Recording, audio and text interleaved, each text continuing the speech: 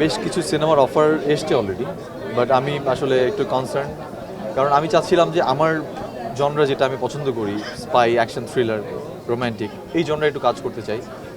এরপরে আমি ডিফারেন্ট কোনো জনরা যেতে চাই। এর মধ্যে আমার ডিফারেন্ট কিছু জনরার সিনেমা অফার এসছে, বাট আমি একটু চিন্তা ভাবনা করে হয়তো বা জানাতে পারবো যে আমি আসলে কোনটা যে নেক্সট শুরু করছি। নিজেকে বড় পর্দায় দেখার তো অনেক স্বপ্ন দেখলাম, ছোট থেকে দেখতাম, ফাইনালি বড় পর্দায় দেখতে পাচ্ছি। আই থিঙ্ক স্বপ্ন দেখা উচিত, স্বপ্ন দেখলে স্বপ্ন সত্যি হয়।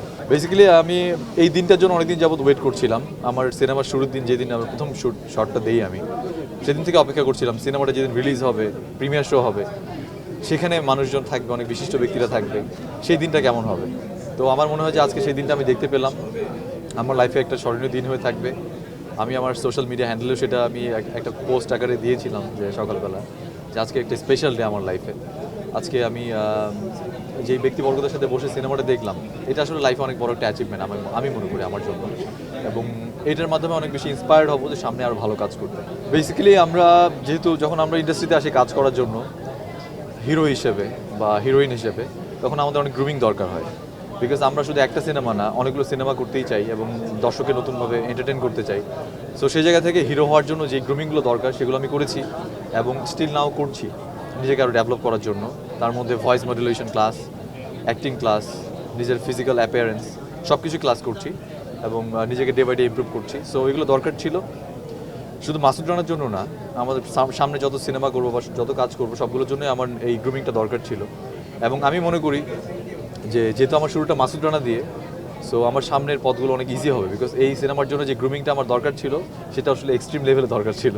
তাই আমি এক্সট্রিমটা যেহেতু করতে পেরেছি, সামনেরগুলো আরও ইজি হবে আমার জন্য। আমি যখন এটা শুধু বড় পর্দায় না, আমি যখন প্যানেলে বসে দেখতাম সিনেমাটা, প্যানেলে বসে আমার মনে হতো যে এই সিনটা আমি মনে হয় আরেকটু বেটার করতে পারতাম। এখানে তো মনে একটু টায়ার্ড ছিলাম, আর একটু বেটার করা সম্ভব ছিল। এটা আসলে নিজের, আই থিঙ্ক আর্টিস্টদের এটা থাকে, মনে ক্ষুধা থাকে। এটা আমাদের বড় বড় আর্টিস্টরাও বলেন, যারা বড় বড় মেগাস্টাররা, সুপারস্টাররা বলেন যে তাদের একটা ক্ষুধা থাকে যে আরও বেটার পারফর্ম করার।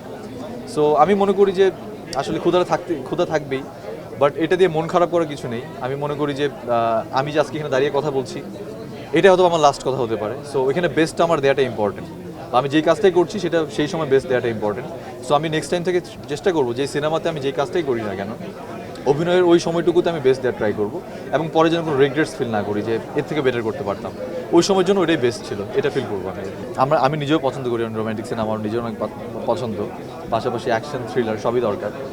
সো আই থিঙ্ক এরপরে কোনো একটা গল্প থাকবে যেখানে অনেক রোম্যান্সও থাকবে, যেগুলো এখানে মিস ছিল, এবং অনেক অ্যাকশন থাকবে, সব কিছু মিলে আরও বেশি মশলাদার হবে। আসলে বেসিক্যালি আমি সব জনরার সিনেমাই দেখি। আমি রিসেন্টলি কোরিয়ান ড্রামাগুলো বেশি দেখছি। সো আমার মনে হয় যে আর্টিস্ট হতে গেলে সব ধরনের সিনেমায় দেখা উচিত, শুধু হলিউড না, বলিউড, ইরানিয়ান সিনেমা, এবং ওয়ার্ল্ডে যে কোনো জায়গায় যেই সিনেমাগুলো হচ্ছে সব সিনেমায় দেখা উচিত এবং সেখান থেকে পিক করা উচিত যে বেস্ট অ্যাক্টিং স্কিলগুলো কাদের আছে এবং সেগুলো কীভাবে নিজের মধ্যে রপ্ত করা যায়। আই থিঙ্ক আর্টিস্ট হিসেবে এটা আমার দায়িত্বের মধ্যে পড়ে এবং কাজের মধ্যে পড়ে।